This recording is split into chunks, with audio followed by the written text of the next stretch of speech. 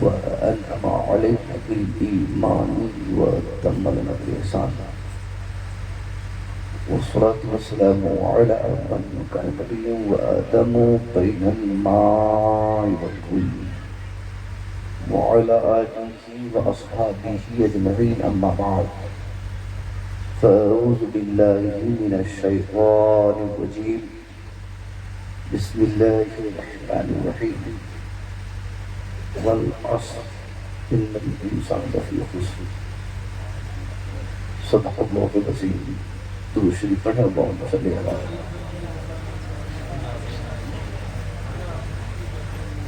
سیدنا شفیعنا محمد علیہ وسلم صلی اللہ علیہ وسلم. پہلی مرتبہ اس استطاعت میں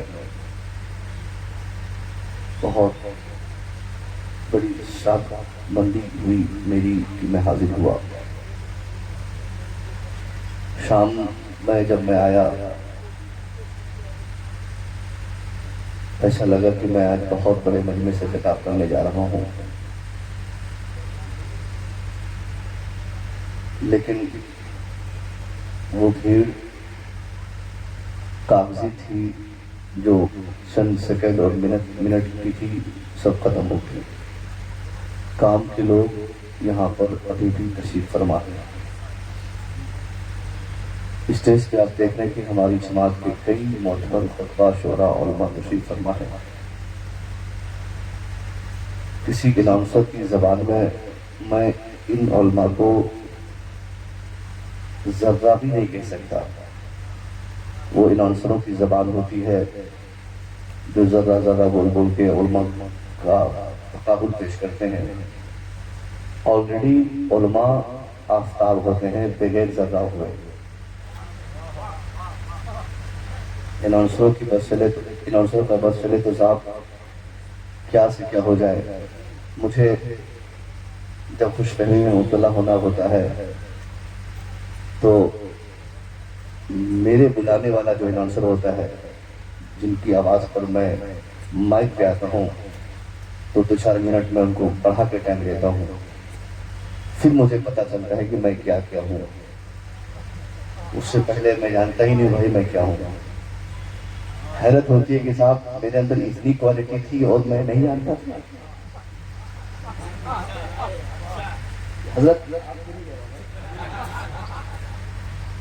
تو بہت ساری چیزیں ہمارے نقیب لوگ جان لیتے ہیں، جس چیز کا علم ہم لوگوں کو نہیں ہوتا ہے. آج بھی 2-4 چیزوں کا علم مجھے ہوا. اب تو میں بہت خوش ہوں کہ میرے اندر یہ بھی چیز ہے.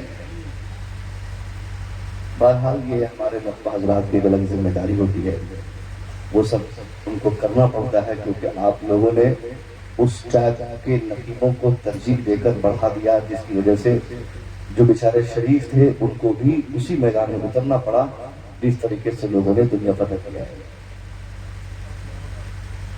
بڑے بھائی حضرت علامہ دلکش راجوی صاحب ایک طویل زمانے سے ہم لوگوں نے سنا ہے. جب میں اشرفیہ میں پڑھتا تھا تو دستاویزی کے موقع سے اکثر یہ بچوں کے روم میں جا کر کلام پڑھتے تھے.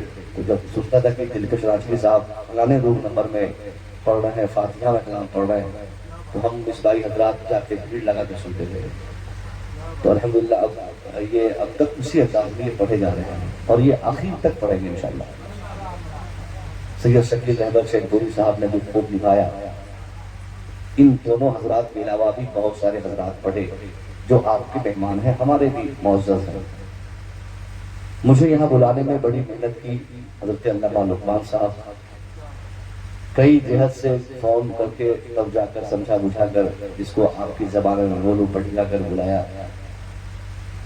تو میں نے حضرت کی آواز پر لبیک کہتا ہوا آیا، اور آنا بھی تھا، نہیں آنے کی گنجائش بھی میرے پاس نہیں تھی. حضرت علامہ مختار صاحب نے، حضرت علامہ غلام مرتضیٰ صاحب، یہ تمام حضرات کے فون کالس آئے. سیکرٹری صاحب کی حمایت شامل تھی، کمیٹی والوں کا زور تھا، میں حاضر آ گیا.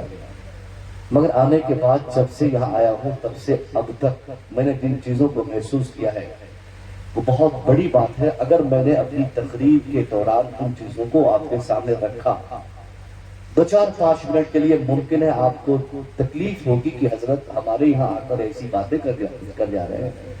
ऐसी बात नहीं साहब, तकलीफ होती है, हम आलिम हैं। अगर हम आपकी इस्लाह के लिए माइक पर पैसा लेकर भी नहीं कर पाए तो फिर मैदान महशर में हम पकड़े जाएंगे। फ्री की तो बात ही नहीं है, मगर अगर हम नहीं बताएंगे तो हमें जवाब देना पड़ेगा। ये मजमा आम है। मुसलमानों को अगर हालात के तनाजुर में 2-4 बातें कही जाए तो मुसलमान होने के हैसियत से उसे एक्सेप्ट करनी चाहिए कि जरूर कोई न कोई ऐसी बात, कोई कमी हमारे अंदर रही होगी जिसकी बुनियाद पर हमारे उलमा ने अपनी ज़बान को जुम्बिश दी है। वरना हमें क्या है, हमारे सारे उलमा जो हमारी मस्जिदों में नमाज पढ़ाते हैं, आज भी मस्जिदों में 15-15 साल से हमारे उलमा नमाज पढ़ा रहे हैं, मगर वो बाज़ाब्तगी के साथ इस्लाह के लिए वो अपनी ज़बान नहीं खोल पाते हैं क्योंकि वो गरीब होते हैं। उनमें से बेशतर लोग अपनी मुलाजमत की फिक्र करते हैं, और गुर्बत और मुलाजमत एक इंसान की मजबूरी हुआ करती है जिसकी बुनियाद पर आदमी मसलहत को सलाम करते हुए बहुत सारी चीजों को मैनेज करके चलता है। वो अपनी निगाहों के सामने देखता है कि यहाँ हरामखोरी हो रही है, मगर वो ज्यादा अपनी जबान का इस्तेमाल नहीं कर सकते हैं क्योंकि आज बोलेंगे 1 हफ्ते के अंदर रोड़िया बिस्तर समेटवा के आप सेक्रेटरी साहब, मुतवल्ली और खजांची और सदर साहब उन्हें भगा देंगे। इसलिए गरीब आलिम और गरीब इमाम हमारे जो होते हैं 15 साल से अपनी जिम्मेदारी के साथ नमाज, अजान, फातिहा, सलाम, दुरूद, ये सारी चीजों पे अपनी जिंदगी बिल्कुल वक्फ कर देते हैं। बाकी एक्स्ट्रा तबलीग के लिए जो उन्हें रोल मॉडल होना चाहिए था और जिस जवामर्दी के साथ उन्हें एक मुबल्लिग की हैसियत से समाज में खुद को पेश करना होता है, उस मैदान में वो इसलिए पीछे हटते हैं क्योंकि वो गरीब आलिम है। और गुर्बत एक नहुसत होती है, गुर्बत एक लानत गरीब के लिए होती है, गुर्बत एक बहुत बड़ी प्रॉब्लम होती है। गरीबी की बुनियाद पर बहुत सारे मसाइल एक इंसानों के मसाइल ही बन के रह जाते हैं। इसलिए तबलीग की, तस्हीह की, इस्लाह की, सुधार की तमाम क्वालिटी हमारे उलमा में होने के बाद भी ये खुलकर आपके सामने अपनी बात लेकर नहीं पहुंच पाते क्योंकि ये मस्जिद के इमाम तो है मगर ज़हनी एतबार से आपने इन्हें अपना गुलाम समझा है। ये आपके मसले इमामत पर खड़ा होकर इमामत की जिम्मेदारी निभाते तो है, मगर आप सिर्फ 100 रुपया महीना अगर आप इनको बतौर तनख्वाह देते हैं तो आपने ज़हन ये बना लिया है कि मैं जो चाहूंगा वो ये इमाम साहब करेंगे, मैं जिस टॉपिक पे बोलने की इजाजत दूंगा वो ये इमाम साहब बोलेंगे। मेरी इजाजत के बगैर न तो इमाम साहब कभी बेहयाई पे बोल सकते हैं, मेरी इजाजत के बगैर न तो सूदखोरी पे बोल सकते हैं, मेरी इजाजत के बगैर न तो इमाम साहब कभी हमारे समाज में बढ़ती बेहयाई पर अपनी जबान खोल सकते हैं। यानी आज की तारीख में 98% ऐसी मसाजिद, ऐसा समाज, ऐसी सोसाइटी और ऐसा माहौल हमने क्रिएट किया है। आलिम बाअमल है, आलिम बासलाहियत है, मगर उनका तमाम कंट्रोल वो जाहिल सेक्रेटरी के पास है जो सुबह भी नशा किया हुआ था, शाम भी नशा किया हुआ था, दोपहर झूठ बोलता है, शाम झूठ बोलता है, जिनकी पूरी जिंदगी बेहूदगी, बदतमीजी, बेहयाई, झूठ, चुगली, जुल्म और ज़्यादती में गुजरती है। अक्सर जगहों पे हमने ऐसे को मस्जिद का जिम्मेदार पाया है और उनके कंट्रोल में जब 12 साल तक मदरसे में पढ़ने वाले इमाम साहब की जिंदगी होगी, वो इमाम साहब तकरीर करके थक जाएंगे, समाज में कभी सुधार नहीं हो सकता क्योंकि वो बेचारे उसी हिसाब से बोलेंगे जिस हिसाब से सेक्रेटरी साहब, सदर साहब, मेंबर साहब बोलने की उन्हें इजाजत देंगे। मैं कहना चाहूंगा आलिमों की इज्जत बहाल करें, आलिमों को 1-2 जगह नहीं हर जगह 24 घंटे के लिए इतनी बोलने की आजादी हो कि आलिम जब चाहे, जहां चाहे, जिन्हें चाहे, जिस तरह चाहे उनकी दुनिया बर्बाद होने से बचाने के लिए, हमारी आखिरत को तबाही से बचाने के लिए उनको इतने अख्तियारात होने चाहिए कि वो अपनी ज़बान खोलना चाहे तो खोल ले, वो अपनी लाठी उठाना चाहे तो लाठी उठाए। हमने मुस्तफा का एक बयान, मुस्तफा करीम का एक बयान सुना, सरकार फरमाते मन रआ मिनकुम मुनकरन फलयुगय्यिरहु बियदी। सरकार फरमाते हैं तुम में का कोई शख्स, तुम्हारे समाज का कोई व्यक्ति अपने समाज में जब भी किसी को खिलाफ शरअ कहीं भी काम करता हुआ देखे, मन रआ मिनकुम मुनकरन, तुम्हारे समाज का कोई भी किसी प्रकार का शरई एतबार से कोई गलत काम करता हुआ किसी को देखे, सरकार कहते हैं he must change that evil by the power of his hand, तो उसे चाहिए कि वो अपने हाथ की ताकत का इस्तेमाल करे। क्या मतलब ये इजाजत आम है, आप मुसलमान हैं तो मुस्लिम होने की हैसियत से आपको ये अख्तियार ही नहीं, सरकार की तरफ से गोया एक आर्डर, एक हुक्म है, एक बेहतर मुसलमान مسلمان ہونے کی پہچان ہی یہی ہے کہ آپ جس معاشرے میں رہیں اس معاشرے میں اگر بےہودگی ہو تو بےہودگی بند ہونی چاہیے، اس معاشرے میں بدتمیزی ہو تو آپ کے وجود سے بدتمیزی بند ہونی چاہیے، وہاں شراب پینے والوں کی تعداد بڑھتی ہو تو آپ کے رہنے سے شراب پینے کی شرابیوں کی تعداد گھٹنی چاہیے، تب تو آپ کمپلیٹ مسلمان ہیں۔ اور یہ ساری چیز کرنے کے لیے حضور نے کیا فرمایا؟ بات بات سے نہیں، سمجھا بجھا کے نہیں، سرکار کہتے ہیں تجھے اپنے ہاتھ کی طاقت کا استعمال کرنی چاہیے، ڈنڈا اٹھانا ہو تو اٹھایا جائے، لاٹھی اٹھانی ہو تو اٹھائی جائے۔ یعنی اگر سماج میں بےہودگی ہو، اس بےہودگی کو روکنے کا سب سے پہلا اسٹیپ اور سب سے بہترین طریقہ حضور نے فرمایا ہاتھ کی طاقت کا استعمال۔ آپ سمجھ رہے ہیں ہاتھ کی طاقت کیا ہوتی ہے؟ ہاتھ کی طاقت کی لاٹھی، ڈنڈے، جھاپڑ، چپل، جوتے، جس طریقے سے ہمیں اپنے سماج کو سدھار کی ضرورت پڑے تو ہم استعمال کریں، اس لیے کہ اگر ہم نہیں کریں گے تو شرابیوں کی تعداد میں خاطر خواہ اضافہ ہوگا، بےہودوں کا اضافہ ہوگا، بےہودگی بڑھ جائے گی، یہ بے حیائی سماج میں رات دن بڑھتی رہے گی۔ اور یہی ہم اپنے معاشرے میں نوٹس کر رہے ہیں۔ ہم کئی سا مسلمان ہیں کہ ہمارے ہوتے ہوئے ہمارا سماج برباد ہو جائے، ہمارے ہوتے ہوئے ہمارا بچہ بگڑ جائے، کوئی شرابی ہو جائے، کوئی پاپی ہو جائے، کوئی بے حیا ہو جائے، کوئی زنا کے اڈے میں پھنس جائے۔ اس لیے ایک مشترکہ طور پر مسلمان ہونے کے ناطے کیا عالم، کیا حافظ، کیا مفتی، کیا جاہل، کیا پڑھا لکھا، سب کی یہ ذمہ داری ہے کہ ہر آدمی اپنے سماج کا مبلغ ہے، ہر انسان اپنے آپ میں ایک سوچ لے کہ صاحب ہم مسلم ہیں، ہمیں سماج کی اصلاح کرنی ہے۔ اب جب ہم لوگ سوچ بنا لیں گے تو ہمارے معاشرے میں کبھی کوئی غلط نہیں کر پائے گا۔ یہ تمام علماء کرام، ان کو بطور خاص آپ کو اتنی چھوٹ دینی ہوگی، ہر وقت ان کو اجازت دینی ہوگی کہ حضرت آپ بولیے جو بولنا چاہتے ہیں۔ اگر آپ کے حساب سے لگتا ہے کہ میرا چلنا غلط ہے تو ہمارے چلنے کو آپ درست فرمائیے، آپ کو لگتا ہے کہ میرا کھانا غلط ہے تو میرے دسترخوان کو درست فرمائیے، آپ کو لگتا ہے کہ میری زندگی کی یہ ادا غلط ہے تو آپ کو اصلاح کی اجازت ہے۔ میں کہتا ہوں کہ جس دن ہمارے معاشرے کے علماء کو بولنے کی آزادی مل جائے گی، اس دن سے 5 دن کے اندر یہ جتنی حرام خوریاں ہمارے معاشرے میں ہے، یہ جس قدر بےہودگیاں ہمارے معاشرے میں ہے، یہ جس قدر بےہودگی ہمارے معاشرے میں بدتمیزی ہو رہی ہے، 5 دن نہیں لگیں گے۔ علماء اگر اپنے پہ آ جائے، اپنی اوقات پہ آ جائے اور مذہبی اعتبار سے جو اختیارات اصلاح و تبلیغ کی ان کو ملے ہیں، اگر یہ اپنے اختیارات کا استعمال کر لے، 5 دن کے اندر کسی بیٹی کو آپ نہیں پائیں گے جو بغیر دوپٹے کے مارکیٹ میں دکھائی دے دے۔ علماء اگر اپنے پہ آ جائیں، ہمارے معاشرے میں میلہ ٹھیلا بازار، مینا بازار، یہ بازار وہ بازار کہیں نہیں، ارے دوپٹہ لگا کے جانا تو چھوڑیے صاحب، دوپٹے کے ساتھ بھی جانے میں ان کو پرہیز ہوگا، کیونکہ علماء مستعدی کے ساتھ اپنی مذہبی ذمہ داری نبھائیں گے۔ 5 لاٹھی لے کر ایک ٹیم بنا کر آراز میں اگر گیٹ پہ بٹھا دیا جائے علماء کرام کو، کیونکہ آپ سے یہ توقع نہیں ہے، آپ ایسا نہیں کر سکتے۔ آپ کو اپنی دکان چلانی ہے، آپ کو پکوڑی کی دکان چلانی ہے، آپ کو جلیبی بیچنا ہے، آپ کو صاحب اپنے دکان میں وہ انڈا رول بیچنا ہے، آپ کو اپنی دکان میں چوڑی بیچنا ہے، پرس بیچنا ہے، نقاب بیچنا ہے، لڑکیوں کے کپڑے بیچنے ہیں اور پتہ نہیں کیا کیا بیچنا ہے، وہ سب آپ سمجھ رہے ہیں۔ بہت زیادہ کھلنے کی ضرورت نہیں، اس لیے آپ کو لگے گا کہ آنے دو آنے دو آنے دو۔ ارے یہ نہیں دیکھتے جس ماحول، جس آبادی میں آپ اپنی بچوں کو بلا رہے ہیں، یہ کون سی بارگاہ ہے جس بارگاہ میں آنے کے بعد ایک آدمی اپنے دل پر ہاتھ رکھ کر یہ سوچ کر قدم بڑھاتا ہے کہ کہیں ایک ذرا بھی گستاخی نہ ہو جائے اور اللہ کے ولی کی ناراضگی کی وجہ ہمارا ایک قدم اٹھانا ہو جائے۔ اگر اللہ کے ولی ناراض ہو گئے تو دنیا برباد، آخرت برباد، ہر طرح کی بھلائی ختم ہوگی۔ مگر ہم نے کیا کیا؟ ہم نے آزاد چھوڑ دیا۔ میں ابھی نوٹس کیا، علامہ صاحب کو میں نے کہا کہ جب سے نقاب پہننے کی کثرت ہماری بچیوں میں ہوئی ہے، اچھی بات ہے نقاب ہماری بچیاں پہنے، مگر اسلام میں نقاب پہننا ضروری نہیں ہے۔ اتنے علماء کے بیچ میں کہہ رہا ہوں، کوئی بتائے ہمارے علماء کہ نقاب کسی مذہبی کتاب میں نقاب پہنانے پر بچوں کو یہ پریشر ڈالا گیا؟ نہیں، ہمارے مذہب میں نقاب نہیں ہے، ہمارے مذہب میں پردہ ہے، ہمارے مذہب میں حیا ہے۔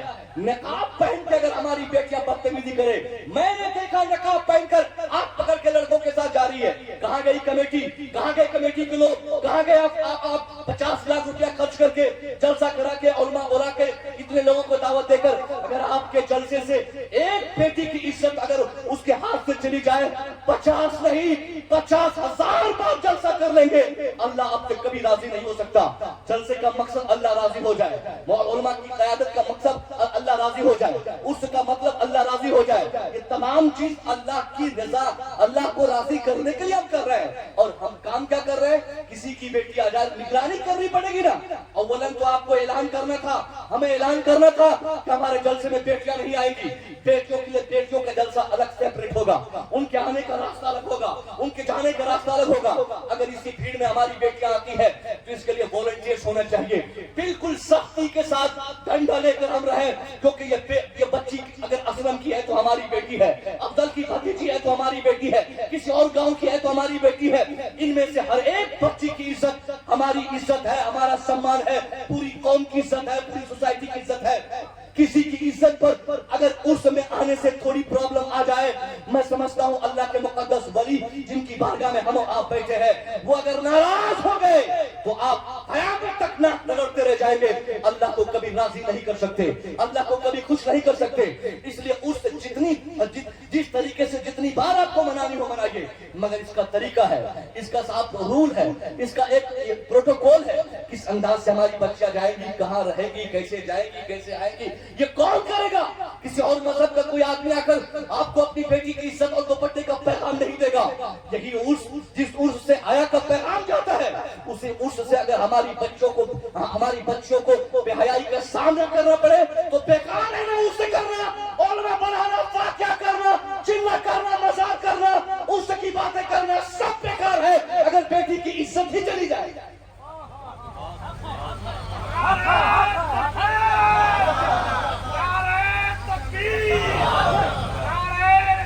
یا رسول اللہ, زندہ باد, زندہ باد, اللہ اکبر. یا رسول اللہ, بے شک حق ہے, حق ہے. آپ کو کرنا پڑے گا. یہ نہیں کہ بھیڑ میں جا کے اسی کتنے بےہودے لوگ, لڑکے لوگ بھی کتنے بےہودے ہوتے ہیں. جہاں لڑکیاں کھڑی ہیں, بیٹھی ہیں, یا کام کر رہی ہے, دکان پہ کھڑی ہے, زبردستی وہیں پہ جا کے سامان خرید. ارے بابا, وہ بیٹی بہن آپ کے سماج کی ہے. اگر آپ ادھر چکر میں رہیں گے تو پھر آپ کے گھر میں بھی بیٹیاں ہیں نا, ان کے چکر میں تو کوئی رہے گا. دوسروں کی بہنوں کی عزت کریں گے تو غیب سے اللہ ہماری بہن بیٹی کی عزت کی محافظت فرمائے گا. ہم دوسرے کو نگاہوں سے دیکھتے رہیں گے, چمکاتے رہیں گے اپنی آنکھوں کو, تو سمجھ لیجئے کہ پھر ہماری بیٹی بہن, ہمارے بچے بچیاں کبھی نہیں سدھر سکتے. ہماری زندگی کی تمام چیزیں جو ہم کر رہے ہوتے ہیں, اس کے بہت حد تک اثرات ہمارے بچوں میں سے رہتے ہیں. یہاں ہم رنگ دنیا منائیں گے, ہم باہر جا کے منائیں گے, گھر میں ہمارے بچے کریں گے.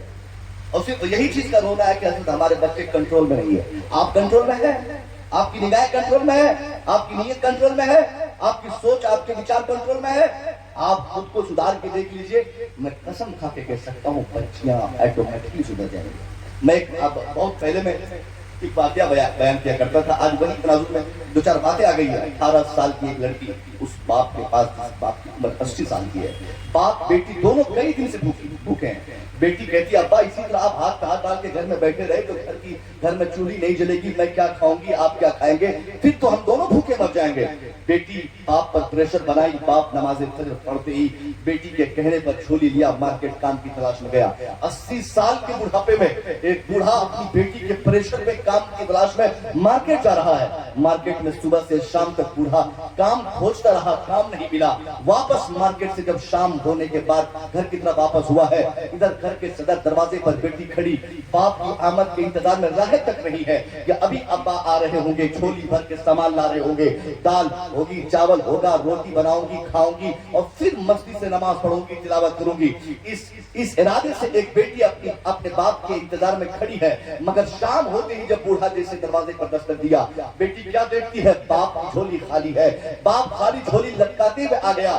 بیٹی کہتی ہے ابا آپ کی جھولی خالی ہے اور آپ نے کچھ لایا نہیں, کچھ آپ نے کمایا نہیں, کچھ سبزی کا انتظام ہوا نہیں, تو پھر کیا ہم کھائیں گے, آپ کیا کھائیں گے. ابا 3 دن ہو گئے ہیں, آپ نے بھی کچھ نہیں کھایا, میں بھی کچھ نہیں کھائی ہوں. سماج اور پڑوس کے لوگ جو 2-4 روٹیاں دے کے گئے, اسی سے ہم لوگوں نے گزارا کیا ہے. اگر یہی حالات رہے تو ابا کیا پکاؤں گی اور رات ہماری کیسے گزرے گی. وہ نمازی انسان, وہ عابد شب زندہ دار, وہ صائم و طاہر انسان اپنی بیٹی کا ہاتھ پکڑا, کمرے میں لے گیا, کہا میری بیٹی बेटी सब्र कर ले। ए बेटी तू सब्र करेगी, अल्लाह तेरे बाप को तेरे सब्र का बेहतर बदला कल अता फरमा देगा। बेटी सब्र कर ले। फिर उसके बाद बाप कहता है मेरी बेटी तुझे रात गुजारनी है, चल बेटी कमरे में बताता हूँ तुझे तेरी रात कैसे गुजरेगी। कल रात अगर नमाज इशा के बाद तूने 4 रकअत नमाज नाफिला तुझे अदा की तो आज 4 के बजाय 8 पढ़ ले, तेरी रात आसानी से गुजर जाएगी। ए मेरी बेटी कल रात नमाज इशा के बाद अगर तूने सिर्फ 2 पारे कुरान पढ़े थे आज 4 पढ़ दे, तेरी रात आसानी से गुजर जाएगी। ऐसी पोजीशन पे जब बाप भूखा है, बेटी भूखी है, बाप लाचार है, बेटी लाचार है, दोनों मजबूर है, दोनों भूखे हैं, होना को ये चाहिए था बाप झटके में कह देता जा बेटी कंबल ओढ़ के चुपचाप सो जा, आज मत पढ़ मगरिब की नमाज, आज छोड़ दे इशा की नमाज, आज मत कर तिलावत। क्योंकि अब अभी देखेंगे रमजान शरीफ में मामूली सी मामूली बीमारी वाला बीमार शख्स भी अपनी पॉकेट में दवाई लेके घूमेगा, बोले हजरत मुझे तो एसिडिटी है, मुझे तो बुखार है, मुझे तो साहब शुगर है, मुझे तो हार्ट का पेशेंट हूँ, मैं कहाँ रोजा रख पाऊंगा, मैं तो शुगर पेशेंट हूँ, मैं डायबिटिक हूँ, मैं ये हूँ वो हूँ, 50 तरह की बात करके वो आदमी पान खाएगा, सिगरेट पिएगा।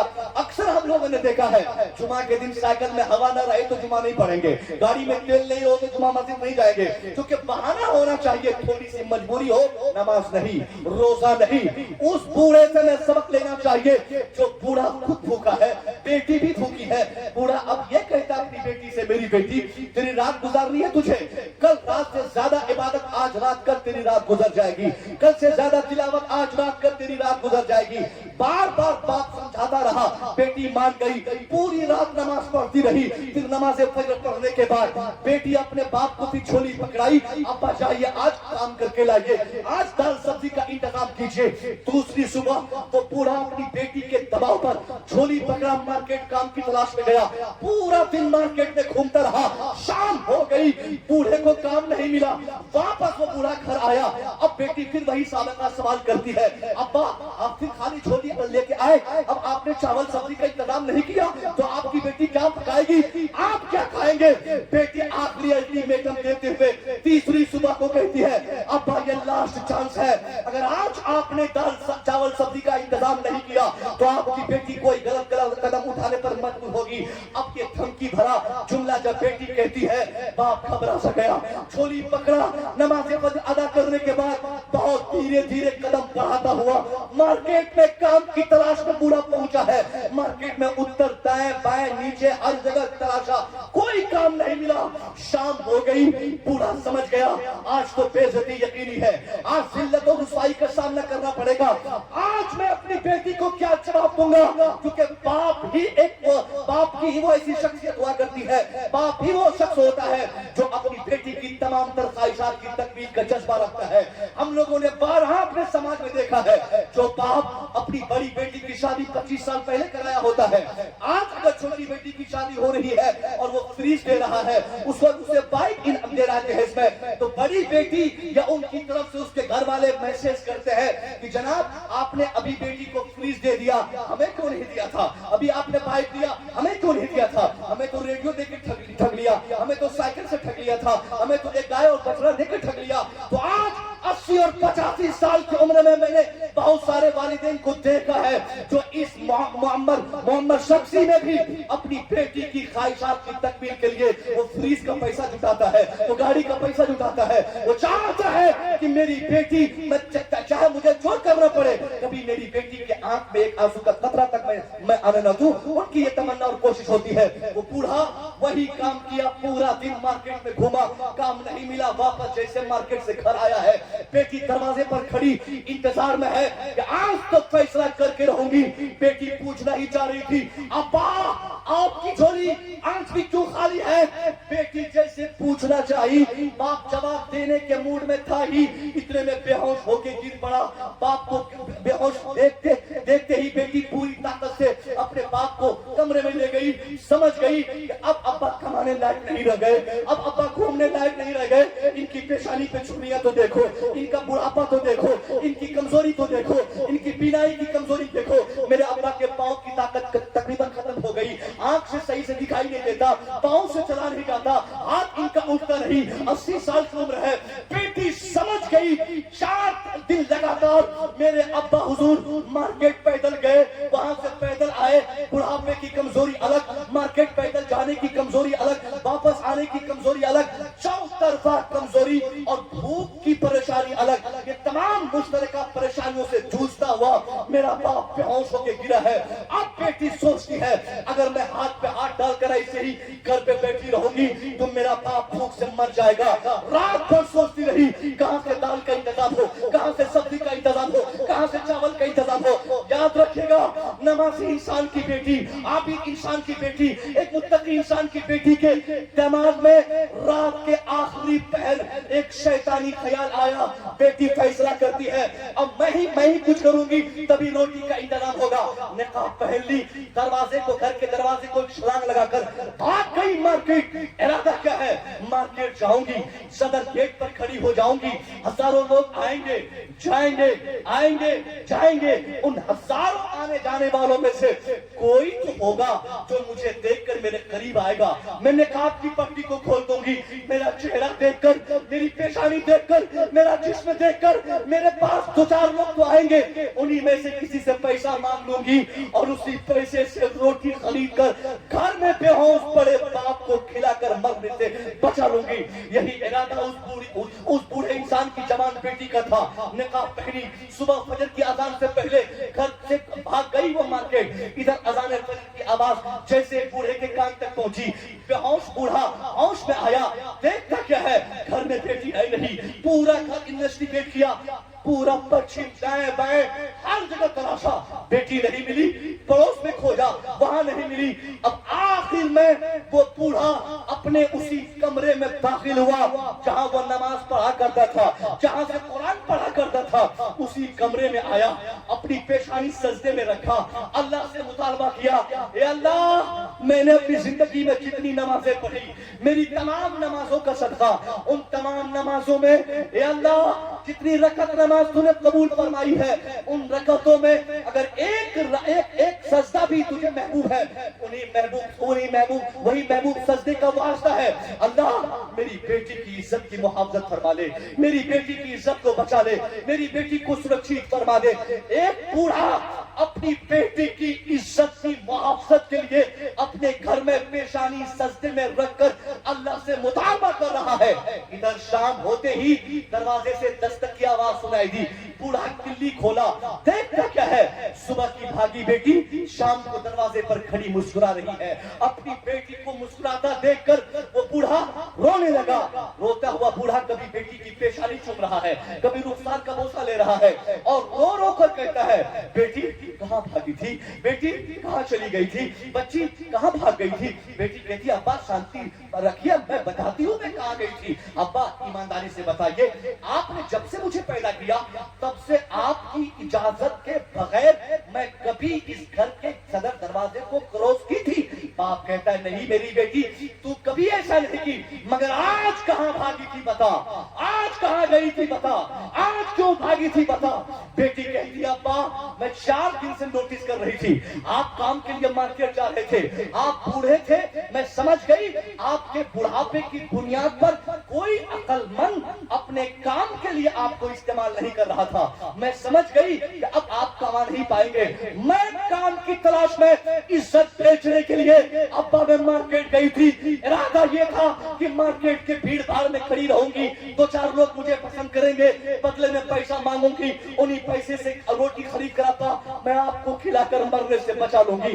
गैरतमंद बाप, नमाजी बाप, आबिद शबे जिंदादार बाप, साइनुत्तहर बाप, मुत्तकी बाप, अल्लाह से डरने वाला बाप जब सुनता है कि उसकी बेटी इज्जत बेचने मार्केट गई थी, अब वो पूरा घबरा गया, चीख निकल गई और चीख देखते कहता है मेरी बेटी जल्दी से बता कितने लोगों ने तेरे बदन को टच किया, किन किन लोगों ने तुझे इस्तेमाल किया। बेटी कहती है अब्बा अल्लाह की कसम मैं गलत इरादे से मार्केट जरूर गई थी, मगर मैं मार्केट के जिस दरवाजे पर सुबह खड़ी थी शाम तक वही खड़ी की खड़ी रह गई। अब्बा मैंने हजारों को आते तो देखा, मैंने हजारों को जाते तो देखा, मुझे कोई क्या टच करता, मुझे कोई क्या इस्तेमाल करता। अब्बा مجھے تو کوئی غلط نگاہ سے دیکھا تک نہیں۔ باپ کہتا ہے میری بیٹی تجھے کیسے کوئی غلط نگاہ سے دیکھے گا، کیونکہ میں تیرا بوڑھا باپ آج تک کسی کی بیٹی کو غلط نگاہ سے نہیں دیکھا۔ سبحان اللہ یا رسول اللہ، سبحان اللہ سبحان اللہ، بہت عمدہ ماشاء اللہ۔ باپ دوسروں کی بیٹی کی عزت کرے گا، وہ باپ اس چیز کا دعویٰ کر سکتا ہے اس چیز پر کہ میری بیٹی کہیں بھی رہے گی، محفوظ رہے گی۔ یہ نہیں کہ عرس کے بہانے سے، میلہ کے بہانے سے، ٹھیلا کے بہانے سے۔ آپ دیکھیے، آپ مشاہدہ کیجئے، غیروں کے میلے ٹھیلے میں بھی اس قدر بےعزتیاں نہیں ہو رہی ہے جس طریقے سے ہمارے یہاں ہو رہی ہے۔ کیا لڑکا، کیا جوان، کیا بوڑھا، کیا چوڑا، کیا کچھ کوئی فرق ہی نہیں رہ گیا صاحب۔ کون کس کا باپ ہے، کون کس کی بیٹی ہے، کون کس کی بہن ہے، بس ہم تمہیں دھکا دیں تو مجھے دھکا دیں۔ اس چیز پر کنٹرول کرنا، یہ ہم مولانا لوگ لاٹھی لے کے نہیں جائیں گے اس میں، آپ لوگوں نے اس سے کرایا ہے، ذمہ داری آپ کی ہے۔ اگر آپ نہیں سدھاریں گے ہمیں کیا ہے، میدان قیامت میں ہم تو بول دیں گے اللہ ہم نے ان لوگوں کو سدھار دیا۔ میدان قیامت میں آپ کے اس عمل اور اس آزادی کا غلط فائدہ اٹھانے کا آپ سے سوال ہوگا کہ آپ نے جب تک آپ کو بھیڑ کنٹرول نہیں کرنا آتی ہے تو آپ نے کیوں اس چیز کا استعمال کیا؟ یہ بزرگ کے آستانہ ہے جن کی خدمت سے ایک جہاں آباد ہے، جن کی بنیاد پر ایک جہاں آباد ہے، اور جن کی بنیاد پر یہ پورا معاشرہ معطل ہے۔ اس بزرگ کے آستانے پر آ کر اگر ہم بےعزتی کرتے ہیں تو صاحب ہمیں سوچنی چاہیے کہ ہمارے آپ کا کیا ہوگا۔ ممکن ہے آپ کو تکلیف ہوگی کہ بھائی صاحب یہ خصوصی خطاب کے لیے ہم نے مصطفی رضا کو بلایا اور انہوں نے ایسا کیوں کر دیا۔ ایک تو یہ بات تھی، دوسری بات کیا ہے، جو کام کرنے کا ہو وہ کام ہم کرتے نہیں ہیں، فالتو کا کام میں ہمیں اتنا من لگتا ہے، اتنی دلچسپی ہماری بڑھ گئی ہے۔ 50 کام کرنے کے مسلمانوں کے پاس ہے، 50 طریقے سے کمی ہمارے پاس ہے۔ آج ہمارے بچے آوارہ ہو گئے، اس پر توجہ دینے کی ضرورت نہیں۔ میں تو کہتا ہوں صاحب اس عرس پاک میں عرس کمیٹی کے مالک اگر ہمارا سہیوگ کرے اور ہم سے سہیوگ لے، ہمارا وہ کریں ہم ان کا کریں، یعنی ہم ہمارے علماء ہم ایک دوسرے کی مدد کرنے کو تیار ہو جائیں، میں کہتا ہوں جتنا بڑا آستانہ ہے اس آستانے سے جڑا اس جھارکھنڈ کا سب سے بڑا مدرسہ اس علاقے میں کھل جائے گا۔ اور میں دعوے سے کہہ سکتا ہوں کہ ہمارے بچے اشرفیہ نہیں جائیں گے، ہمارے بچے امجدیہ نہیں جائیں گے، ہمارے بچے بریلی شریف نہیں جائیں گے۔ آپ کو معلوم ہے بریلی، امجدیہ، اشرفیہ وغیرہ ہمارے بچے کیوں جاتے ہیں؟ کیونکہ ہمارے یہاں تعلیم کا نظام نہیں ہے۔ ہم جھارکھنڈی، ہم بہاری، ہم بنگالی، ہم یہ سب صرف کہتے رہ گئے، پورا اتر پردیش کے مدارس ہمارے بچے سے بھرے ہیں۔ اگر ہم یہاں مدرسہ کھولتے تو اس طرح سے کام نہیں ہوتا۔ جس کورس کی بات کریں آپ، بریلی شریف لے لیں، زبردست ادارے وہاں پہ، ایک نہیں کئی درجن مدرسے وہاں پہ کھل گئے۔ فیض شریف کی بات کریں وہاں پہ مدرسے کھل گئے۔ صاحب یہاں آپ کیوں نہیں کرتے؟ آپ کر سکتے ہیں، مگر دلچسپی نہیں ہے آپ کو، من نہیں لگتا آپ کو، آپ کو ایسا لگتا ہے کہ چلو بھائی ایسے ٹھیک ہے۔ نہیں، آپ مدرسہ قائم کر سکتے ہیں۔ اگر مدرسہ پہلے سے قائم ہو، اسکول کھولیے، اسکول پہلے سے ہو تو یونیورسٹی قائم کیجیے۔ آپ لوگوں کے سپورٹ کا بہتر استعمال کیجیے۔ ایک آواز پر عرس کی تاریخ کا اعلان ہوتا ہے، ایک تاریخ میں اگر ہزاروں لاکھوں لوگ جس آستانے پر دستک دینے آ جاتے ہو، اگر مجھ جیسا مولوی ایک ڈبہ رکھ دے اور اعلان کر دے کہ مجھے اس سال ہی نیکسٹ عرس سے پہلے اس سال ہی ایک بڑے کالج کا نرمان کرنا ہے، جتنے زائرین آ رہے ہیں سب کو 500 روپے دینا ہے، تو 5 گھنٹے میں ایک ڈبہ پھول ہو جائے گا۔ مگر اس میں ہمیں سب سے پہلے سچائی سے کام کرنا ہوگا۔ بہت بڑی بات میں کہہ رہا ہوں، آپ میرے بھائی ہیں بھیا، ہمارے دشمن آپ نہیں ہیں۔ آپ کیا ادارہ بنائیں گے تو اس معاشرے کے بچوں اور بچوں کی تعلیم کے لیے بہتر بندوبست ہوگا۔ آپ کو نہیں معلوم پورے ہندوستان میں آج ہمارے بچے مزدور ہو گئے، ہم دوسروں کے ٹارگیٹ میں ہیں، دوسروں کے نشانے میں ہیں۔ آج مٹے کل مٹے، مٹنا طے ہے۔ یہ جو آپ اور ہم نے سوچ بنائی کہ کون مٹائے گا، یہ تو خواجہ کا ہندوستان ہے، یہاں سے خواجہ کی اونٹنی کو نہیں ہٹا پایا تو ہمیں کوئی کیسے ہٹا پائے گا، یہ صرف شاعری میں ہم لوگ سنتے ہیں، حقیقت سے اس کا کوئی تعلق نہیں ہے۔ اگر وہ ہٹانا چاہے نا 5 سیکنڈ لگیں گے ہمیں بنانے کے لیے، کچھ ہے ہی نہیں ہمارے پاس۔ طاقتور ایک قوم طاقتور کب بنتی ہے؟ جب ان کے پاس ایجوکیشن ہوتا ہے، ان کے پاس ہنر ہوتا ہے، ان کے پاس سیاست ہوتی ہے، ان کے پاس اجتماعی قوت ہوتی ہے. وہ کوئی ایک چیز آپ دکھائیے جس پیٹرن پہ آپ یہ کہہ سکتے ہیں کہ حضرت یہ طاقت ہے میرے پاس, اس طاقت کی بنیاد پر ہم دشمنوں کو پچھاڑ سکتے ہیں. کوئی طاقت نہیں. سب سے بڑی طاقت ایمان کی طاقت ہوتی ہے, وہ تو آپ کو ہم نے پہلے ہی کمزور کر رکھا ہے. روحانی طاقت, روحانی طور پہ تو ہم پہلے کمزور ہو گئے. سماجی اعتبار سے جس چیز کو آپ طاقت کہہ سکتے ہیں وہ بھی ہمارے پاس نہیں. آپ سے میری گزارش ہے کہ آپ اللہ کے واسطے اس آستانے سے آپ ایک بڑا کام کیجیے, بڑا کام کیجیے. علماء کرام کا سپورٹ کیجیے. آپ کے علاقے میں بڑے اچھے اچھے علماء ہیں, ان کی خدمت اگر آپ لے لیں, ان سے خدمت لے لیں اور ان کا سپورٹ آپ کر دیں تو ایک بڑا کام ہو سکتا ہے. یہ کب تک آپ غلط طریقے سے غلط کام کرتے رہیں گے؟ ایک بچہ بھی اگر آپ کے آستانے سے جڑے مدرسے سے ایک بچہ بھی حافظ قرآن بن جائے, عالم دین بن جائے, ڈاکٹر یا انجینئر بن جائے, 50,000 کورس کرانے سے بھی ہمارے سرکار جتنا خوش نہیں ہوں گے, اس سے کہیں زیادہ آپ سے جڑے مدرسے سے پڑھ کر ایک بچے کی کامیابی سے آپ خوش ہوں گے.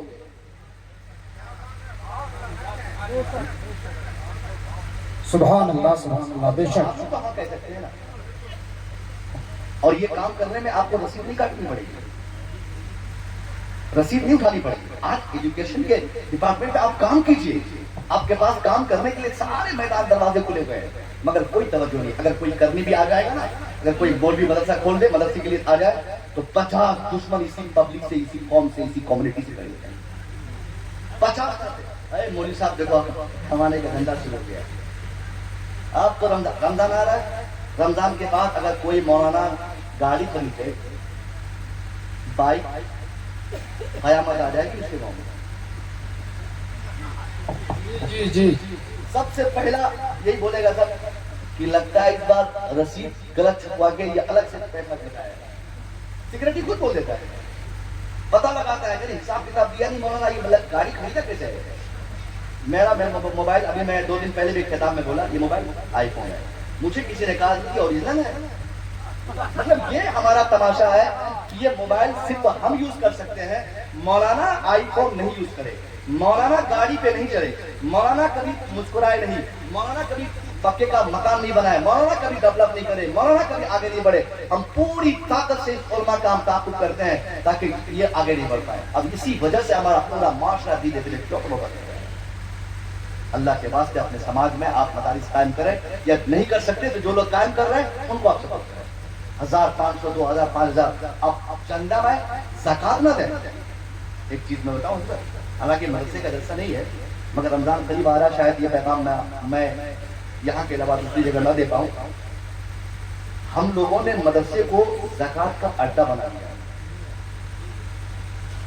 اور یہ مدرسے کو کمزور کرنے کی سب سے مضبوط سیڑھی یہی تھی کہ ہم مسلمانوں نے یا ہمارے علماء نے زکات کی فضیلت پہ گفتگو کرتے ہوئے مدرسے کا ذکر جو کر دیا, اس میں پبلک کو یہ بات سمجھ میں آ گئی یہ مدرسہ ہے, اس میں ہم صرف زکات دے سکتے ہیں, خیرات کے پیسے دے سکتے ہیں, اور بکریاں دے سکتے ہیں, کھسی کو قربان کروا سکتے ہیں, باقی اور کوئی چیز کرنے کی ہماری ذمہ داری نہیں. جس کے نتیجے میں مدرسہ دھیرے دھیرے دھیرے دھیرے کمزور ہو گیا.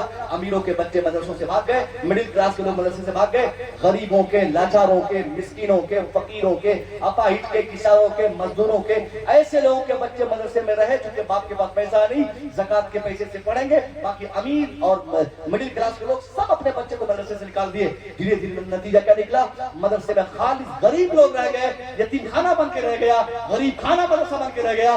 اس لیے مدرسہ آج کمزور ہوا, عالموں کا پروڈکشن رک گیا.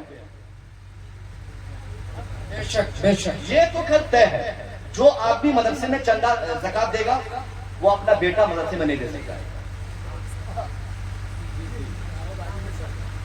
آپ کیا کیجئے مدرسے کے لیے, ذاتی پیسہ لگانا, ذاتی پیسہ. جس طرح اسکول اور کالجز میں ایڈمیشن کے نام پہ آپ ہم دیتے ہیں نا, ایک بچے کا ایڈمیشن ہو تو ایک بچے کے ایڈمیشن نام پہ 50,000 روپیہ آپ دیتے ہیں کم سے کم, یا اس سے کم ہو, چھوٹا اسکول ہو تو چلتا ہے. یہاں مدرسے میں اگر 100 روپیہ ایڈمیشن کے نام پر علماء مانگ لے تو قیامت آ جائے گی. مدرسے میں بھی ایڈمیشن پہ پیسہ لیا جا رہا ہے, تو بھیا ایڈمیشن میں مدرسے میں پیسہ نہیں لیا جائے گا, مدرسہ چلے گا کیسے؟ اساتذہ کی تنخواہ کہاں سے آئے گی, بچے کی خوراکی کہاں سے آئے گی؟ صرف زکات کے سہارے سے مدرسہ کہیں آگے بڑھ پائے گا؟ اسی زکات کے پیسے سے تنخواہ, اسی زکات کے پیسے سے بچوں کی خوراکی, اسی زکات کے پیسے سے مکان, عمارت, یہ ساری چیزیں کہاں سے بن سکتی ہیں؟ اس لیے آپ سے میری گزارش ہے کہ آپ مدرسے کو مدرسہ قائم کیجیے, ذاتی طور پر مدرسے میں پیسہ دیجیے, خوب بہترین مدرسہ بنائیے. اس گاؤں میں مدرسہ ہے کہ نہیں؟ مدرسہ ہے نا گاؤں؟ ارے ہے تو بولیے نا. ہے نہیں ہے؟ نہیں ہے. کہاں تک کی پڑھائی ہے؟ مطلب وہ تو مکتب ہے نا. مدرسہ کیسے ہوا؟ مکتب اس کو شاندار طریقے سے چلائیے آپ اس کو بھیا. ہم لوگ سپورٹ کرنے کو تیار ہیں. مصطفی رضا خود ہی اس کے لیے قربانی دینے کو تیار ہے. آپ جس حیثیت سے مجھے چاہیں گے, جہاں چاہیں گے, جب چاہیں گے بلانے کے لیے آپ مجھے بلا سکتے ہیں. ہم ایسے ہی مفت میں آ سکتے ہیں. ابھی کسی نے کہا کہ ابو نقانی صاحب نے بھی ایک بار ایسے ہی مشورہ دیا تھا. وہ اچھی بات تھی, ان کا زمانہ تھا, مگر یہ زمانہ دوسرا ہے. ہم چل کے بھی آئیں گے, مالی تعاون کی ضرورت پڑے گی تو اس حیثیت سے بھی ہم کھڑا رہیں گے, مگر کبھی آپ کے علاقے میں اس ٹائپ کی ضرورت پڑے گی تو ہر حال میں ہم ہیں. ضرور. ہمارے علماء نعرہ تکبیر, نعرہ رسالت, 46واں عرص سہروردی, نعرہ تکبیر, نعرہ رسالت. سبحان اللہ, سبحان اللہ, ماشاء اور اللہ. جب تک آپ اس پر کام نہیں کریں گے تب تک یہ معاشرہ نہیں سدھر سکتا ہے. ایجوکیشن پہ کام نہیں کریں گے, تعلیم پہ کام نہیں کریں گے تو بچے مزدور اور اپاہج اور لنگڑا بن کے رہ جائیں گے. میں چہرے سے پہچان رہا ہوں, دیکھ رہا ہوں کہ کون بچہ کیا کر رہا ہے, کن کا کیا مستقبل ہو سکتا ہے. کیونکہ بچوں کی ایکٹیویٹیز اور ہاؤ سے سمجھتا ہوں تو اس نے تعلیم چھوڑ رکھی ہے. یا تو میٹرک پڑھتا ہے, یا میٹرک کے بعد انٹر نہیں کر پایا, انٹر کیا تو گریجویشن نہیں کر پایا. بیشتر بچے تو میٹرک تک بھی نہیں پہنچ پاتے. اور یہ جب سے یہ مدرسوں کی تعلیم شروع کی ہے وسطانیہ فوقانیہ, اس نے تو ہمارے ماحول کو اور جہالت میں تبدیل کر دیا ہے. وسطانیہ فوقانیہ کوئی پڑھائی تھوڑی ہے, وہ یہ ہے کہ جب